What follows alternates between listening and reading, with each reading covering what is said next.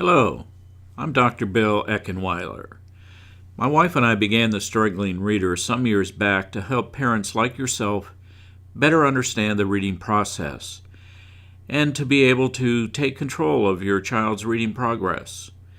In this brief chat, I'd like to talk for a few moments about comprehension, why it is important, how it fits into your overall reading instruction, and how our materials might be of assistance to you. On the surface, it would seem that comprehension is rather straightforward. You either understand what you've read, or you don't. Unfortunately, it's not that simple. There are many layers to comprehension, and not only that, but there can be a variety of things that affect how well a student comprehends something they've just read. Let's take a closer look. As I said a moment ago, there are many layers to comprehension. Our understanding of something we have read can range from basic recall of facts to things we have to infer, even though it wasn't actually stated in the material. For example, I might be able to recall that the text reported that Columbus discovered America in 1492. Simple recall of a fact. But I might also read some material that speaks of leaves changing colors, weather that is turning chilly, and people carving pumpkins. Although it is never mentioned that the time of the year is fall, we might expect the reader to infer that understanding from material that is in the text. And there can be more sophisticated levels of inferring that challenge a reader's ability to comprehend. But comprehension is further complicated by a host of other factors outside of the specific text being read. I'll mention just three to give you a taste of the kinds of things that can impact comprehension. The physical or emotional state of the reader can affect comprehension. Consider yourself in these examples. You're told to read something, but you stayed up too late last night.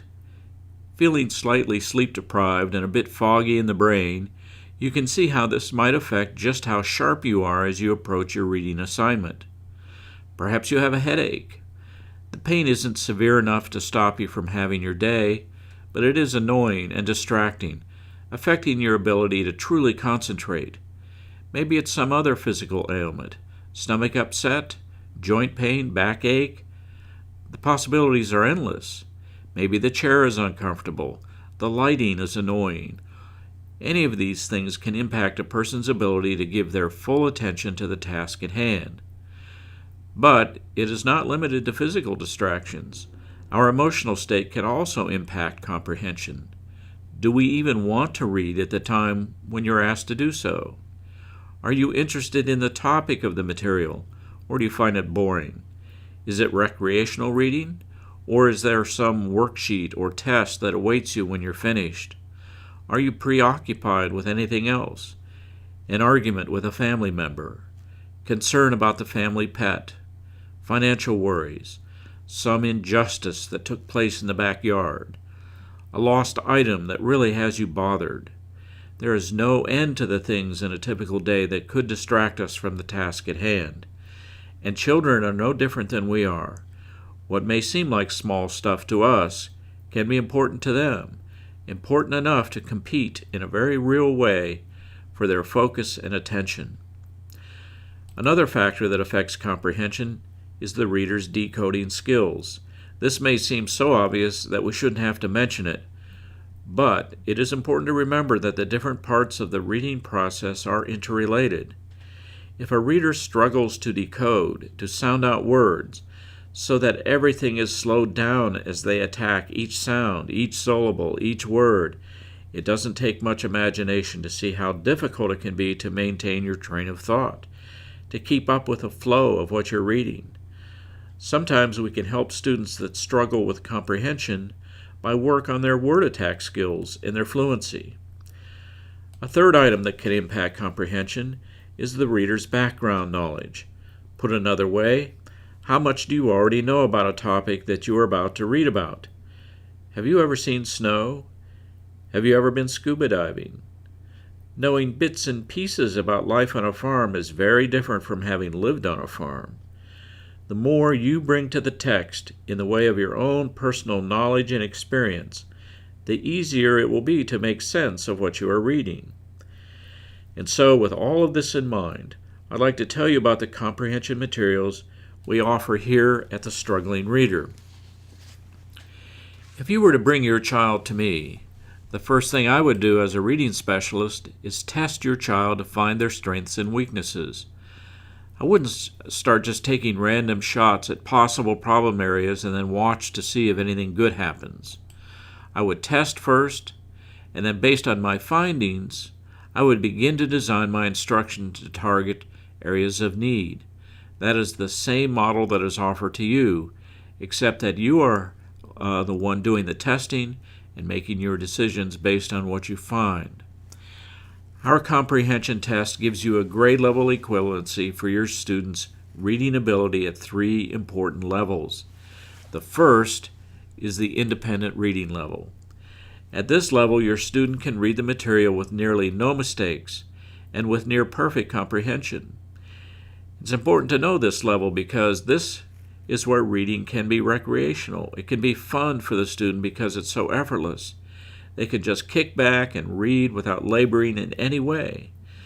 This might turn out to be at your child's current grade level. It might even be 1 or 2 grade levels above where they are. But it also might be 1 or more grade levels below where they are. In any case, it is important to be able to feed your student books that they can read without struggling. This becomes especially important when the child has been struggling and is already resisting the whole idea of reading. I mean, who among us likes to do things we struggle with, where we meet frustration and failure?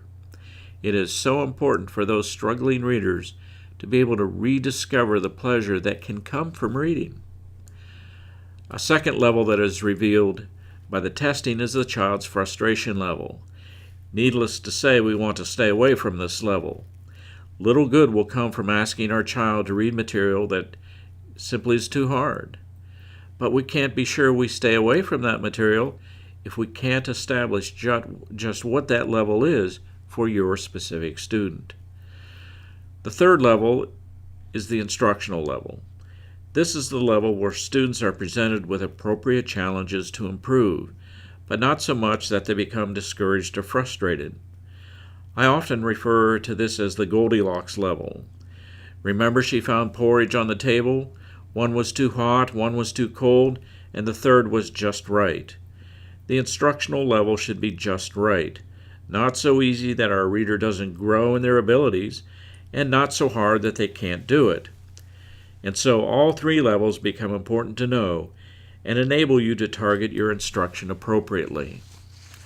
Our comprehension material includes a test book with easy-to-follow instructions that will enable you to establish all 3 reading levels for your student.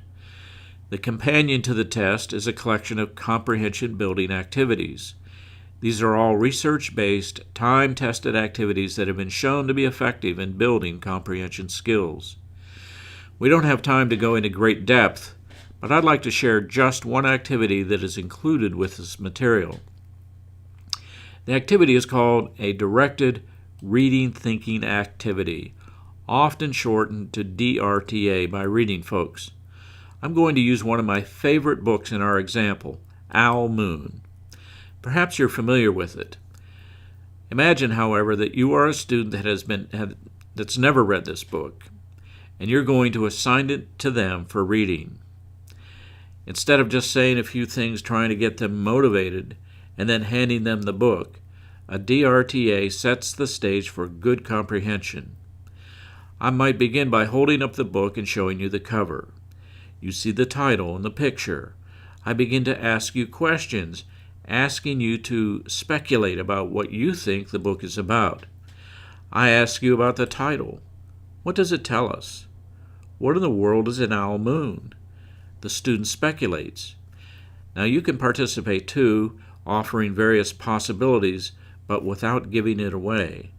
Some of the things they say will be way off the mark, but it doesn't matter.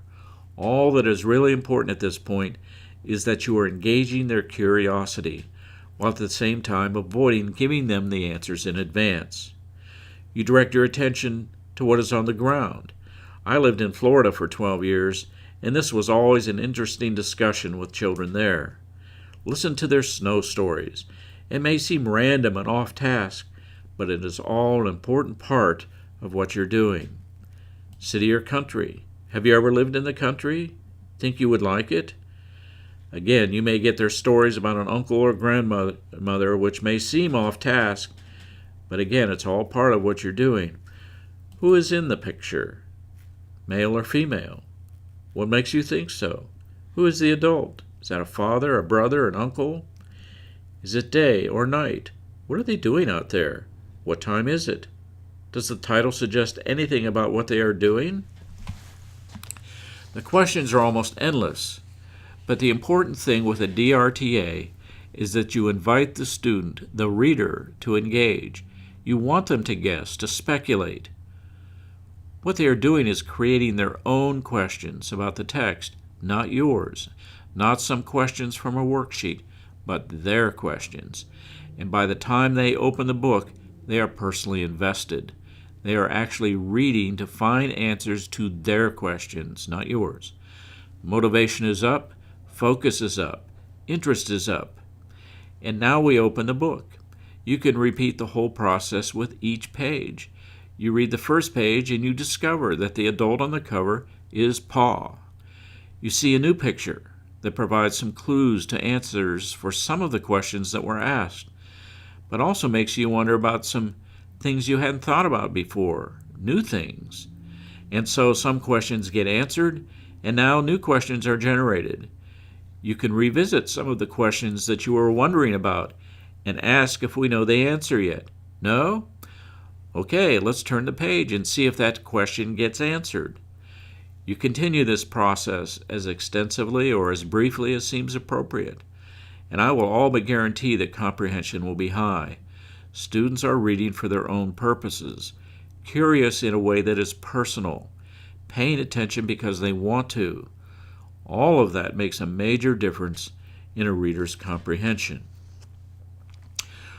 Well, I hope this brief talk has helped you better appreciate comprehension and its vital importance to an overall program of reading instruction. We have designed our materials to empower parents to take control of their child's progress in reading. Everything we offer at the Struggling Reader is based on the idea that you test first to find out where you need to target your instruction. This is followed by instructional materials that address those areas of need without wasting unnecessary time on things that have already been mastered. And this is done through teaching materials that avoid repetitive worksheets. All of our instructional activities are research-based and time-tested. Well, of course, we can't possibly anticipate all of your questions in a presentation this brief, and so we invite you to be in contact with us if you would like more information. Our contact information can be found on our website. I look forward to hearing from you.